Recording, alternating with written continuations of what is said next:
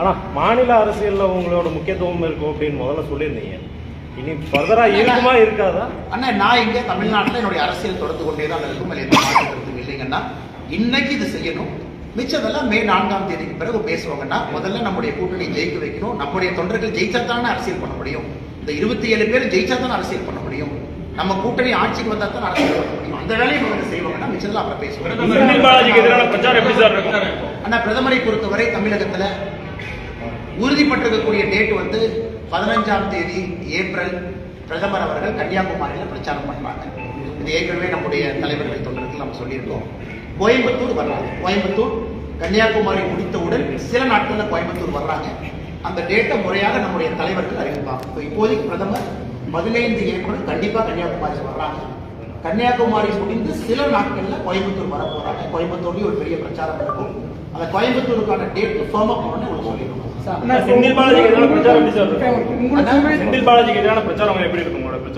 ஆனா கோயம்புத்தூர் மக்கள் வெளியிருந்து வந்து யார் வந்தாலும் ஏத்துக்கிறாங்க. இல்லைன்னா இல்லை, அன்போடு பண்போடு பாசத்தோடு பரிவோடு இந்த மக்களுக்கு சேவை செய்யணும்னு நினைச்சா ஏத்துக்கிறாங்க.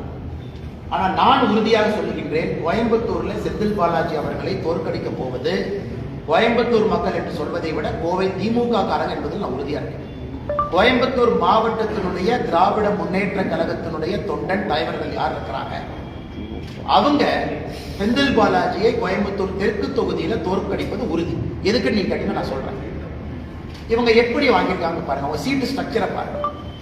அதாவது சிங்கானூர்ல இருக்கக்கூடிய ஒரு பழைய வேட்பாளர் ஏற்கனவே சட்டமன்ற உறுப்பினர்களோட தூக்கி அப்படி குப்பை வீசுற மாதிரி வீசியாச்சு.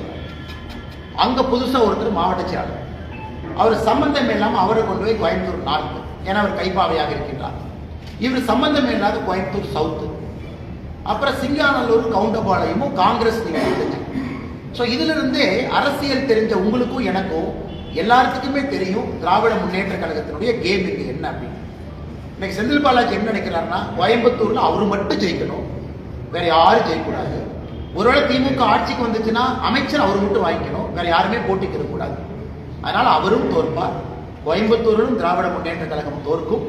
அதை கோயம்புத்தூர் திமுக காரங்களே தோக்கடிச்சு காட்டுவாங்க. நீங்க 18 கோயம்புத்தூர்ல இருக்கக்கூடிய திமுக காரங்களை நம்பி நீங்க சுயேட்சை வேட்பாளர் போட முடியாம கரூர்ல இருந்து சுயேட்சை வேட்பாளர்காரர் நீங்க போடுறீங்கன்னா கோயம்புத்தூர்ல இருக்கக்கூடிய மானமுள்ள திமுக காரர் இதை ஏத்துக்குவாங்க நான் கேட்கிறேன்.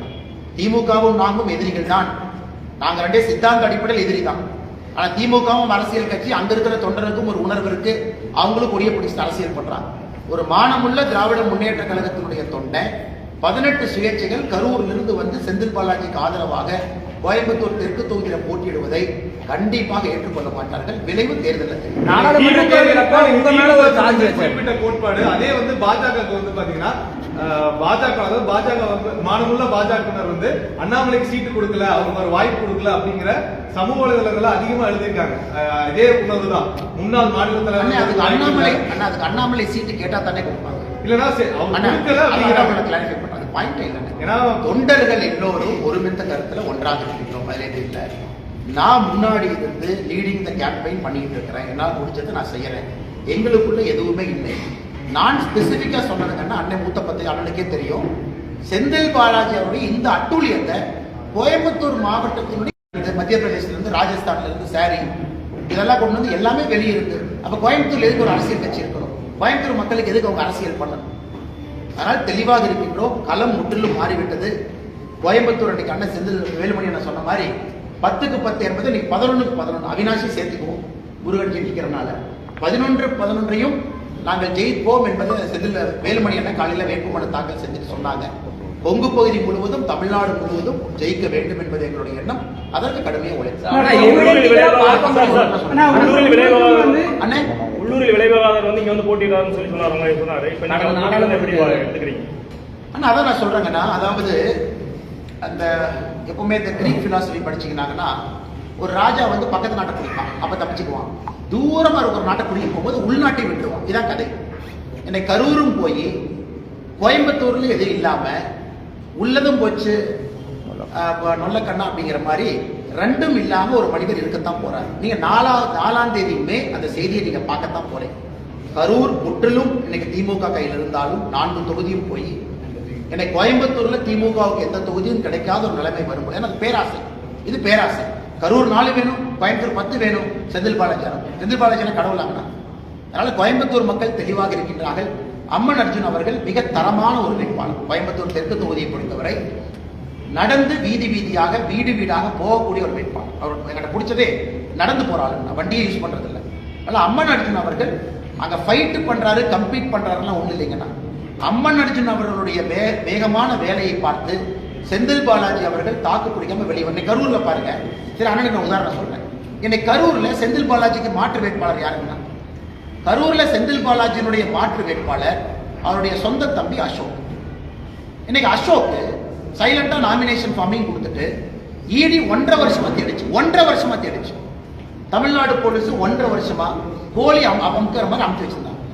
அவர் வெளியே உள்ள அடக்கோழி பார்த்தீங்கன்னா முட்டை போட்டதுக்கு அப்புறம் கோழி அமுத்தி வைக்கிற மாதிரி எங்கேயோ பதுக்கி வச்சிருந்தாங்க. இன்னைக்கு அவங்களுக்கு அந்த பெயில் கிடைத்த பிறகு செந்தில் பாலாஜியினுடைய சகோதரர் திரு அசோக் கரூர் திராவிட முன்னேற்ற கழகத்தினுடைய வேட்பாளரோடு போறார். ஆனா எங்கேயாவது செந்தில் பாலாஜி சொன்னாரா என்னுடைய சகோதரர் அசோக் வந்து டம்மி கேண்டிடேட் சொன்னாரா? அதனால எனக்கு நாளை நான் கரூரை பார்த்துக்கிட்டு இருக்கேன். ஸோ அபிஷியல் டிஎம்கே கேண்டிடேட்டுடைய வேட்பு மனு நிராகரிக்கப்படுதான் நான் பார்த்துக்கிட்டு இருக்கேன். வேணும்னே ஒரு ஃபால்ட்டி டாக்குமெண்ட்டை கொடுத்து நிராகரிக்கப்பட வச்சுட்டு வேற வழி இல்லை, டம்மி வேட்பாளர் அசோக் தான், அவரு தான் உதயசூரியன்ல போட்டிடுவாருங்கிற டிராமாவும் கரூர் நடக்கிற வாய்ப்பு இருக்கு. இவ்வளவு சின்னாபின்னமாய் ஜனநாயகத்தை பண்ணிக்கிட்டு இருக்கிறாங்க. இதுல முதலமைச்சரும் உடந்தையா இருக்கிறாங்க. ஏன் டம்மி வேட்பாளர் கரூர்ல ஆளே கிடைக்கலையா? டம்மி வேட்பாளர் போடணும் அப்படின்னா கரூர்ல ஆளே இல்லையா? இன்னைக்கு வானதி சீனிவாசன் அக்காக்கு டம்மி வேட்பாளர் போட்டிருக்கோம். யாருக்குன்னா கட்சியினுடைய மூத்த தலைவர் ஒருத்தர் அங்க இருக்கிறார். அங்கேயும் செந்தில் பாலாஜியினுடைய சகோதரர் டம்மி வேட்பாளர். கோவை தெற்குல கரூர்ல இருந்து வந்திருக்கக்கூடிய 18 பேர் இண்டிபெண்டன்ட் கேண்டிடேட்னா இது ஜனநாயகமா இல்லது ஊழல்வாதிகள் நடத்தக்கூடிய கூடாரமா நீங்க கேட்பீங்கன்னா? அமித்ஷா அதிமுக சார், அதிமுகங்கிற பேரு அமித்ஷா அதிமுகன்னு சொல்லி கனிமொழி சொல்லியிருக்காங்களே.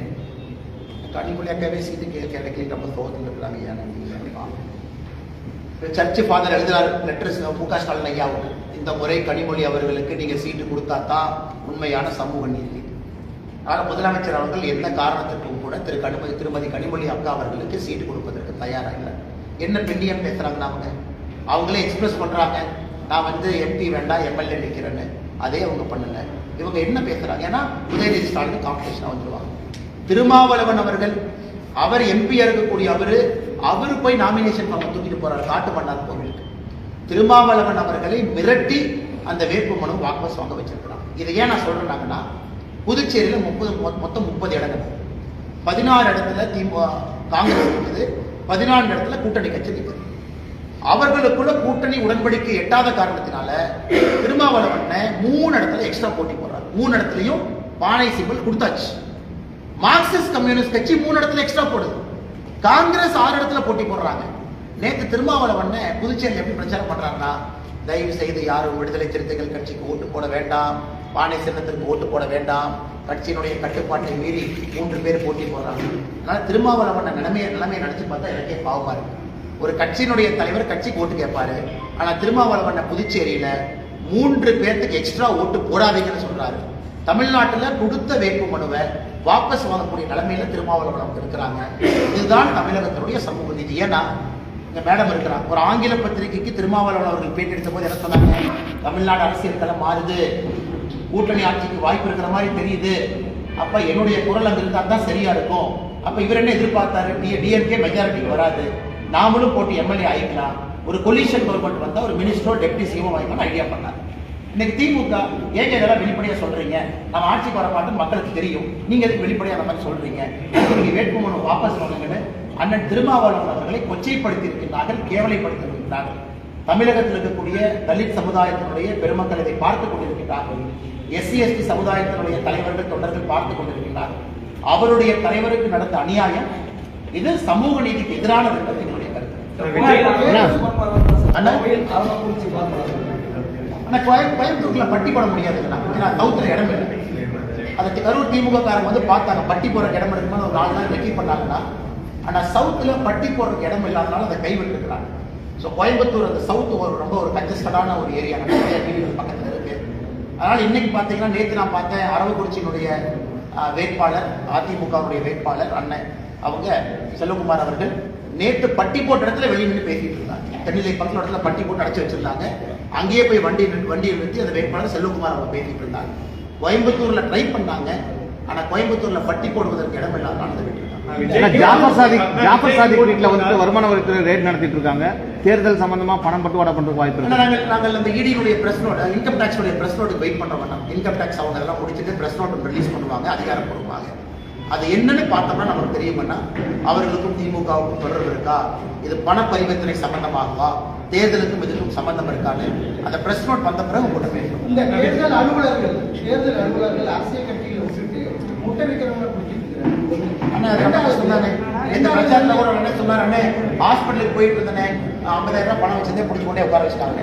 அதனால தேர்தல் ஆணையம் கொஞ்சம் மனிதாபிமான அடிப்படையில் வேலை பார்க்கணும். ஏன்னா இது தேர்தல் நேரத்தில் மட்டும் கம்பீரமா வர்றாங்க. தேர்தல் ஆணையம் உண்மையால எத்தனையோ அரசியல் கட்சிகள் இலவசத்தை கொடுக்குறாங்க. எந்த இலவசத்தையும் கொடுக்குமா எனக்கு தெரியல. கோயம்புத்தூர் தெற்கு தொகுதியில் எவ்வளவு அநியாயம் பண்றாங்க. ஆனா அப்பாவி பொதுமக்கள் மாற்றுறாங்க. ஆனா எலெக்ஷன் நேரத்தில் நாமளும் கேர்ஃபுல்லா தாங்க இருக்கணும். ஏன்னா சொல்லுவாங்க பணமரத்துக்கு கீழே உட்கார்ந்தா கூட கல்லு குடிக்கணும்னு வச்சுக்கோங்க. பணமரத்துக்கு கீழே உட்கார்ந்தா கூட நாம் பணமரத்துக்கு பக்கம் உட்காரக்கூடாது. அதனால தேர்தல் நேரத்தில் பொறுப்புணர்வோடு பணம் எடுத்துட்டு போனா கூட தயவு செஞ்சு கொஞ்சம் குறைவா எடுத்துட்டு போங்க, கரெக்டா டாக்குமெண்டோட எடுத்துட்டு போங்க. பொதுமக்களுக்கு நிறைய இடத்துல தொந்தரவு ஆகுது, இல்லை என்று சொல்லவில்லை. தேர்தல் ஆணையம் இந்த களத்தில் அண்ணாமலை மட்டுமல்லாமல் அவரது ஆதரவாளர்களும் சைட்லைன் பயணப்பட்டார்கள் அப்படிங்கிற ஒரு கொஸ்டின். அண்ணாமலை மட்டுமல்லாமல் அவரது ஆதரவாளர்களும் சைட்லைன். தமிழ்நாடு பாரதிய ஜனதா கட்சி எல்லா தொண்டர்களும் ஆதரவாளர்கள் தானே, அங்க இருக்கக்கூடிய எல்லா தலைவர்களும் ஆதரவாளர்கள். என்ன பிரித்து சொல்றீங்க? எல்லா நம்முடைய சகோதர சகோதரிகள் எல்லோரும் வெற்றி பெற்று எல்லோரும் போகணும். நான் தான் அதிகாரப்பூர்வமா உங்கள்கிட்ட சொல்லிட்டேன், நான் சீட்டு கேட்கல, ரொம்ப நாள் கூட கட்சிக்கு சொல்லிட்டேன். ஒரு டவுட்டா இருந்தா நீங்க தலைவர்கிட்ட கிளாரிஃபை பண்ணலாம். பியூஷ் கோயல் கிட்ட அண்ணாமலை சொன்னது உண்மைங்களா நீங்க கிளாரிஃபை பண்ணுங்க. அல்லது நிதின் நபீன்ஜி எங்களுடைய அகில இந்திய தலைவர் தமிழ்நாட்டுக்கு டூர் வரும்போது தயவு செஞ்சு கிளாரிஃபை. கட்சி எனக்கு இந்த முறை நீ பிரச்சாரம் பண்ணுப்பாங்கிற பொறுப்பை கொடுத்திருக்கு, அந்த பொறுப்பை நாம செய்யறோம். இதுல உண்மைக்கு புறம்பா யாரோ 2 பேர் ஒரு டிவியில கருத்து சொல்றாங்கன்னா அது உண்மையாயிருப்பாங்கன்னா நீ கேட்கறதுக்காக நான் கிளாரிஃபை பண்றேன். எல்லோருக்கும் ஒரு பொறுப்பு. அதே போல இந்த முறை வேட்பாளரா சில பேர் இருக்கு. இல்ல அப்படின்னா 2029 லோக்சபா தமிழ்நாடு குறைந்தபட்சம் 59 லோக்சபா சீட் வரும், குறைஞ்சபட்சம் 59 லோக்சபா சீட். அதுல இந்த முறை யாருக்கு வாய்ப்பு கிடைக்கலையோ பாரதிய ஜனதா கட்சியுடைய தலைவர்கள் அடுத்த முறை போட்டியிட போறாங்க. அந்த எலெக்ஷன் 2 வருஷத்துல வரப்போகுது. இன்னைக்கு எம்எல்ஏ எலெக்ஷன்ல நிறைய தலைவர்கள் போட்டி போடுறாங்க. வாய்ப்பு கிடைக்காதவங்க 2029 லோக்சபால போட்டி போடுவாங்க. அங்கேயும் தலைவர்கள் வேண்டுமல்லா லோக்சபா எலெக்ஷன்ல பாரதிய ஜனதா கட்சி நிக்கணும் இல்லைன்னா இன்னைக்கு இந்த 1/3 உமன் ரிசர்வேஷன் பில் வந்தா தமிழ்நாடு குறைந்தபட்சம் 59 லோக்சபா சீட் உறுதியா 2029. அதனால அங்கேயும் போட்டியிடணும், எல்லா இடத்துலையும் போட்டியிடணும். எல்லா தலைவர்களுக்கும் தெரியும் யாரை எங்கே போட்டியிட சொல்ல வேண்டும் என்பது. விஜய்க்கு ஓட்டு போட்டால் திமுக ஆட்சிக்கு வந்து சொல்லிட்டு அண்ணன் எஸ்பி ஒரு கருத்து சொல்லியிருக்காரு. அப்படின்னு இருக்கும்போது விஜய்க்கு போகக்கூடிய ஓட்டுகளை நீங்க எப்படி தடுப்பீங்க? எல்லா தலைவர்களும் பிரச்சாரம் பண்ணிட்டு நான் மக்கள் பொறுத்தவரை கடைசி 10 நாள்ல இருமுனை மாறும் என்பது நான் சொல்லிக் கொண்டிருப்பது. Election will always become a two-corner contest. Last 2 weeks கடைசி 2 வாரம் அப்படித்தான் மாறும். ஏன்னா மக்களுக்கு அந்த ட்ரெண்ட் தெரிஞ்சிடும். சில பேர் நினைப்பாங்க இப்போ ஓட்டு போட வேண்டாம், அடுத்த எலெக்ஷன் போடலாம். இப்போ அவங்க 2 பேர் தான் இருக்கிறாங்க, இவங்களுக்கு போடலாம். இவங்களுக்கு போட்ட ஒரு இவங்க வந்துருவாங்களோ வேண்டாம். மக்கள் ரொம்ப புத்திசாலிகள். அதாவது இந்தியாவுடைய வாக்காளர்கள் ரொம்ப யோசிச்சு ஓட்டு போடுறாங்க. ஆனால் விஜய் அவர்கள் அரசியல் வந்ததை நான் முதல்ல இருந்து சொல்றேன், வரவேற்கிறேன், இருக்கட்டும், களத்தில் இருக்கட்டும். ஆனா கடைசி 10 நாள் இந்த களம் என்பது திராவிட முன்னேற்ற கழகம் ஆட்சியில் இருக்கக்கூடிய கூட்டணி, அனைத்து இந்திய அண்ணா திராவிட முன்னேற்ற கழகத்தினுடைய என்டிஏ கூட்டணி. உங்க 2 பேர் தான் ரேஸ்ல இருப்பாங்க. லாஸ்ட் 2 வீக்ஸ்ல நீங்களே கண்கூட பார்க்க போறீங்க. அப்படிதான் களம் மாறும். களம் மாற ஆரம்பிச்சிருச்சு. கடந்த லாஸ்ட் 2 வாரத்தில் நமக்கு தெரியும். கேரளா இருக்கு சார். ஆனா கேரளாவை பொறுத்தவரை பாரதிய ஜனதா கட்சி உறுதியாக நிறைய இடத்துல வெற்றி பெறுவாங்க. திருவனந்தபுரத்துல நெமம் இருந்து ஆரம்பித்து பாலக்காடு, உதாரணத்துக்கு நேற்று திருச்சூர்ல பார்த்தீங்கன்னா ஒரு சிட்டிங் கம்யூனிஸ்ட் எம்எல்ஏ முகுந்தன் என்கின்ற ஒரு எம்எல்ஏ நாட்டிகா என்கின்ற தொகுதியில நம்ம கிட்ட வந்து போட்டி போடுறாரு. அது எஸ்சி ரிசர்வ் தொகுதி, அங்கேயும் வெற்றி வாய்ப்பு. தேவிகுளத்தில் நம்ம தமிழ்காரர் ராஜேந்திரன் 3 முறை கம்யூனிஸ்ட் எம்எல்ஏவா இருந்தவர் 2026 பாரதிய ஜனதா கட்சி வேட்பாளராக போட்டி போடுறாரு. நிறைய பாக்குறாங்கன்னா மேல காசர்கோடுல பாத்தீங்கன்னா சுரேந்திரன் அவங்க வெட்டி போடுறாங்க. அப்புறம் முன்னாள் முதலமைச்சருடைய டாக்டர் அவங்க பாரதிய ஜனதா கட்சியில திருச்சூர் தொகுதியில போட்டி போடுறாங்க. அதனால நிறைய இடத்துல வெற்றி வாய்ப்புகள் இருக்கு. என்னை பொறுத்தவரை கேரளா பாரதிய ஜனதா கட்சிக்கு 2026 ஒரு திருப்பு முனையாக இருக்கும் என்பதில் எந்த மாற்று கருத்தும் இல்லை. முரளிதரன் அவருடைய தொகுதி ரொம்ப சிறப்பாக இருக்கிறது. அதே போல ஸ்ரீலேகா ஐபிஎஸ் ஆபீசர் முன்னாடி அவங்க தொகுதி சிறப்பா இருக்கு. ராஜீவ் சந்திரசேகர் அவங்க தொகுதி சிறப்பா இருக்கு. நாங்கள் நிறைய எதிர்பார்க்கிறோம். கேரள மக்கள் அன்பை காட்டுவாங்க நினைக்கிறோம்னா புதுச்சேரி உறுதியாக தேசிய ஜனநாயக கூட்டணி ஆட்சி உறுதியா பல்வேறு பாரதிய ஜனதா கட்சி இருக்கும். ஐயா என் ரங்கசாமி ஐயாவும் அதிகாரத்தில் நிற்கிறாங்க. லட்சிய ஜனநாயக கட்சி இடத்துல போட்டி போடுறாங்க. உறுதியா 30ல் 20க்கு குறையாம தேசிய ஜனநாயக கூட்டணி புதுச்சேரியில் ஆட்சியை மறுபடியும் பிடிக்கும். நான் உங்களுக்கும் பாரதிக்காவும் ஒரு மனக்கசப்பு இருக்கிறதா? என்ன மனக்கசப்பு? நீங்க வடக்கு தொகுதி கேட்டு பரவாயில்ல பேசிட்டு இருக்காங்க. உண்மையில இருக்கா இல்லையா? நான் வடக்கு தொகுதி கேட்டேன் யாருன்னா சொன்னேன். ஒருத்தர் கேட்ட உடனே நாகர்கோவில் கேட்டீங்கன்னு, ஒருத்தர் கேட்ட உடனே மொடக்குறிச்சி கேட்டீங்க, மொடக்குறிச்சி தலைவர் எங்க இருக்கிறாரு. ஒருத்தர் கேட்ட உடனே நீங்க திருப்பத்தூர் கேட்டீங்க. அண்ணா தொண்டர்களுக்கு ஆர்வம் இருக்கலாம், தலைவர்களுக்கு ஆர்வம் இருக்கலாம். எலெக்ஷன்ல நம்ம போட்டியிடுவதற்காக விருப்பத்தையே கொடுக்காதப்ப நம்ம எந்த தொகுதி கேட்க போறோம்? வானதி அக்கா அவர்கள் வடக்கு தொகுதியில் எத்தனை நாளா வேலை பார்க்கறான்னு உங்களுக்கு தெரியும், எனக்கு தெரியும். கோயம்புத்தூருடைய சவுத் எம்எல்ஏவாக இருந்தாங்க. அவங்க நார்த்தில் வேலை பார்த்துட்டு எல்லோருக்குமே தெரியும். அவங்க அதில் முழுமையா இருந்தாங்க. நிறைய மக்கள் நல பணிகளை தொடர்ந்து செஞ்சுக்கிட்டு இருந்தாங்க. ஆனால் இது ஊடகங்கள்ல ஒரு செய்தி எழுதும் பொழுது அதை நான் ஒன்னொன்னுக்கு ரெஸ்பாண்ட் பண்ணா அது சரியா இருக்காது. அதனால எல்லோரையும் ஜெயிக்க வைப்பது எங்களுடைய கடமை. அந்த வேலையை செய்யணும். தமிழ்நாடு அமைதியின் டிஎன்ஏவாக இருக்கிறது, அதனை சிதைக்கிறது என்டிஏ சொல்றாரு முதல்வர். அது மட்டும் இல்லாமல் மதுரையை மணிப்பூராக மாற்ற பார்த்தார்கள், மக்களே அதற்கு தக்க பாடம் புகட்டி விட்டார்கள். ஈரோடு மக்கள் பாடம் போட்டு நாங்கள் ஒரு பாடம் போகலையா? இவங்க போய் திருப்பரங்குன்றத்தில் மன்னிப்பு கேட்டது யார்? மண்டி போட்டு மன்னிப்பு கேட்டது யார்? திராவிட முன்னேற்ற கழகத்தினுடைய அரசு. கோர்ட்டு முன்னாடி போய் கை கட்டி சாரி சார் நாங்கள் இந்த மாதிரி பண்ண மாட்டோம் சார்னு சொன்னது யார்? Madurai commissioner, Madurai collector. நாங்கள் சொன்னோமா?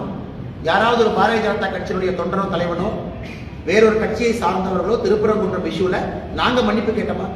திருப்பரங்குன்றம் இஷ்யூல மன்னிப்பு கேட்டது திராவிட முன்னேற்ற கழகத்தினுடைய அரசு. பாடம் யாருக்கு புகட்டப்பட்டது? திமுகவுக்கு புகட்டப்பட்டது.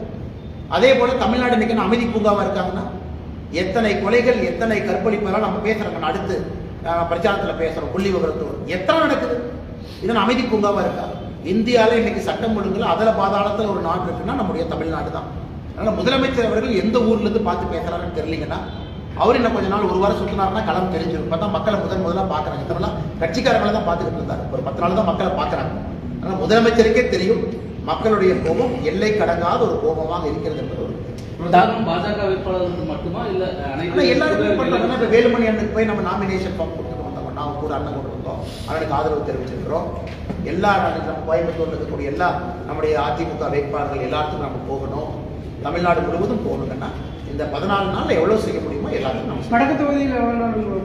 ஆனா வடக்கு தொகுதியை வானதி அக்கா எளிதாக கண்ணை மூடிக்கொண்டு ஜெயிக்கும். ஏன்னா மக்களுடைய ஆதரவு, பெரும் ஆதரவு பாரதிய ஜனதா கட்சிக்கு, வானதி அக்காவுக்கு எல்லாருக்குமே வடக்கு தொகுதியில பெரும் ஆதரவு இருக்கு. அனைத்து இந்திய அண்ணா திராவிட முன்னேற்ற கழகம் ஸ்ட்ராங்கா இருக்கிறாங்க. பாரதிய ஜனதா கட்சி ஸ்ட்ராங்கா இருக்கு.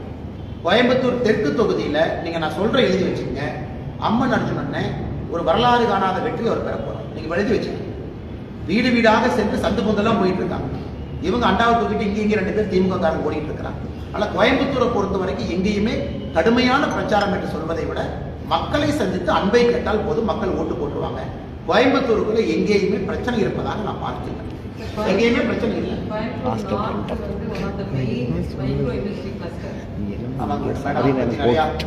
எழுதுறாங்க. இன்னைக்கு ஒரு பாரதிய ஜனதா கட்சியினுடைய எம்எல்ஏ அந்த கோயம்புத்தூர் நார்த் வந்த பிறகு கொலைகள் இருக்கு நான் சொல்றீங்க. நிறைய இன்னைக்கு ஜியோ பொலிட்டிக்கல் ரிஸ்க்ல கோயம்புத்தூருடைய எம்எஸ்எம்இ இருக்கு. அதனால உறுதியாக தனி கவனம் கோயம்புத்தூருடைய எம்எஸ்எம்இக்கு நாங்கள் கொடுத்து உறுதியாக நாங்கள் அதை சரி செய்வோம் என்கின்ற நம்பிக்கையை நாங்கள். இப்ப இந்த தேர்தல் பணிக்காக மொத்தம் 17,102 பேர் போட்டிருக்காங்க. தேர்தல் பணிக்காக மாவட்ட நிர்வாகம் இதுல 3000 பேர் உடனே செய்யணும் லெட்டர் கொடுத்திருக்காங்க. அப்படியாங்கண்ணா தெரியல. நிறைய பேர் எங்களால தேர்தல் பணி அரசுல பாதி பேர் கிளம்பிட்டாங்க. இந்த அரசு நம்பி நாம எலெக்ஷன் நடத்த எனக்கு தெரியலீங்கன்னா. ஆனா தெரியல உடல் சார். இந்த கரூர் இண்டிபெண்டன்ட் கேண்டிடேட் சொன்னீங்க இல்லையா, அது இந்த தெற்குல மட்டும் தான் போட்டிருக்காங்களா இல்ல 10 தொகுதி மற்ற இடத்துல கரூர் இல்லைங்கண்ணா. இண்டிபெண்டன்ட் நிறைய இருக்கிறாங்களா? இல்ல கரூர் இதுலதான் கரூர் ரொம்ப ஸ்டார்க்கா 18 பேர் இருந்தாங்க. மற்ற இடத்துல 1-2 தாங்க நான் பார்த்தேன்.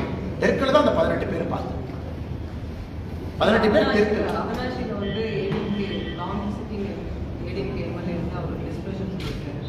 நேற்று முருகன் ஐயா அவர்கள் முன்னாள் சபாநாயகர் வீட்டில் போய் சந்திச்சு ஐயாவுடைய காலில் விழுந்து ஆசீர்வாதம் முருகன் ஐயா வாங்கிட்டு வந்திருக்கிறாங்க.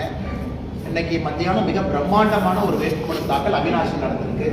ஒரு 8000 பேருக்கு மேல தொண்டர்கள் தலைவர்கள் வந்து திரு எல் முருகன் ஐயா அவர்களுக்கு பெரும் ஆதரவோடு வேட்புமனு விழா நடந்திருக்கிறது. ஆனால் அவினாஷியை பொறுத்தவரை கடந்த முறை எப்படி ஏடிஎம்கே 50,000க்கு மேற்பட்ட வாக்கு வித்தியாசம் வெற்றி பெற்றார்களோ இந்த முறை பாரதிய ஜனதா கட்சி ஏடிஎம்கே நாங்கள் இணைந்து அதை விட பெரிய மாற்றி நம்ம ஜெயிக்க போறோம். நேற்றே ஐயா தனபால் அவங்களை சந்திச்சு வந்துட்டாங்க. அவரும் தனபால் அவர்களும் ஊடகத்துல இந்த ரூமருக்கெல்லாம் முற்றுப்புள்ளி வைத்து அவரும் ஒரு செய்தி வெளியிட்டிருக்கிறாங்க. அதனால எந்த பிரச்சனையும் இருப்பதாக நாங்கள் பார்க்கிறோம். எடப்பாடி பழனிசாமி யாரும் அவரோட தொகுதியில் பிரச்சாரம் பண்ணுறீங்க, ஏற்கனவே கடுமையாக செஞ்சுருக்கீங்க. இப்போ சமரசமானதுக்கு அப்புறம் அவரோட தொகுதியில நாமளும் மீடியாவும் சட்டை போறோம். அப்பப்ப நமக்குள்ள என்ன பாக்கிய சண்டையா பங்காளி சண்டையா நீங்களே என்கிட்ட சட்டை போடுறீங்க, நமக்குள்ள என்ன பாக்கிய சண்டையா பண்ணுறோம். அதுக்கப்புறம் நீங்கள் நான் அன்பா தான் பேசுகிறோம். வாழ்க்கை அப்படித்தாங்க. இதுல வந்து கசப்புகளை உள்ள வச்சுக்கிட்டு சுமந்து போற அளவுக்கு நம்ம டாடா ஐஸ் மாதிரி 300 வருஷம் 600 வருஷம்லாம் வாழ்ந்தீங்கன்னா வாழ்றது 80 வருஷம். அதனால் கசப்புகள் இருந்ததுன்னா அதெல்லாம் அன்னைக்கே போயிடுச்சுங்கன்னா என்னை கட்சி ஒரு முடிவு எடுத்திருக்கு. அந்த முடிவுக்கு கட்டுப்பட்டு எல்லோரும் பணி செய்கின்றோம். நமக்குள்ள எப்படி உறவு இருக்கோ அப்படித்தான், அந்த உறவு அப்படித்தான். சில இடத்துல நாமளும் சண்டை போட்டுக்கிறோம். சண்டை என்ன ஆரோக்கியமா உங்க சேனலுக்காக நீங்க போடுறீங்க, நான் கட்சிக்காக நான் போடுறேன். 5 நிமிஷம் கழித்து நீங்கள் நானும் பேசுகிறது இல்லையா? அப்படிலாம் கிடையாதுன்னா எல்லோருக்கும் நாங்கள் பணி செய்வோம். பொலிட்டீஷியன் அண்ணாமலை திடீர்னு பிலாசபர் ஆகிட்டு என்னங்கண்ணா பொலிட்டீஷியன் அண்ணாமலை பிலாசபர் ஆகிட்டீங்க. நீங்க என்ன சொன்னாலும் ஓட்டுறீங்க, நல்லா சொன்னாலும் ஓட்டுறீங்க. நான் மட்டும் வெளியூர்காரர் இல்ல, அம்மன் அர்ஜுனுமே வெளியூர்காரர் தான். நான் ஒரு 4 வருஷத்துக்கு முன்னாடி வந்திருக்கிறேன்னா அவர் ஒரு 20 வருஷத்துக்கு முன்னாடி வந்திருக்காரு. வெளியூர்காரர் உள்ளூர்காரர் நான் போகல. செந்தில் பாலாஜி அந்த கேள்விக்கு சொல்றேன். வெளியூர் உள்ளூர் எலெக்ஷன்ல ஓகேங்க, ஓகே, மக்கள் ஏத்துக்கிட்டாங்க, நீங்க உள்ளூர்ல இருந்து பணி செய்றீங்க, எல்லாம் ஓகே. நான் இன்னைக்கு ஸ்பெசிபிக்கா செந்தில் பாலாஜி கோயம்புத்தூர்ல வந்து போட்டியிடுற உரிமை இருக்கா? உரிமை இருக்கும், அதெல்லாம் தடுக்கல. உரிமை இருக்கு, பண்ணுங்க. நான் கோயம்புத்தூர் மக்களுக்காக வர்றேன், பண்ணுங்க. நான் சொல்றது நீங்க எப்படி அந்த எலெக்ஷனை கையாளுறீங்க அப்படிங்கறத நான் சொல்றேன்.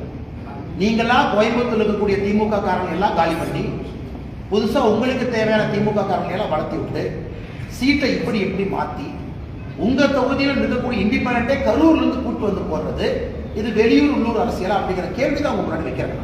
செந்தில் பாலாஜி போட்டியிடுவதற்கான உரிமை அவர்களுக்கு, போட்டியிடு. ஆனா போட்டியிடுகின்ற முறை இருக்குல்ல, எல்லாமே இம்போர்ட் பண்ணித்தான் நான் பண்ணுவேன். லோக்கல் டிஎம்கே யாரையும் பக்கத்துல கூட விட மாட்டேன், யாரையும் நான் நம்ப மாட்டேன் அப்படின்னு சொல்வது எப்படி உள்ளூர்ல இருக்கக்கூடிய திராவிட முன்னேற்ற கழகத்தினுடைய தொண்டர்கள் தலைவர்கள் அதை ஏற்றுக்கொள்வார்கள் என்கிற குற்றச்சாட்டு தான் நான் வைக்கிறேன். பாஜக தலைவர்கள் காலமா பேசும்போது இரட்டை இன்ஜின் அரசு தேர்தலுக்கு பிறகு ஏதாவது கூட்டணி சம்பந்தமான ஏதாவது பிரச்சனைகள் எழுவதற்கான வாய்ப்புகள் இருக்கா? எனக்கு தெரிஞ்ச அப்படி ஒண்ணும் இல்லைங்கன்னா காரணம் இன்னைக்கு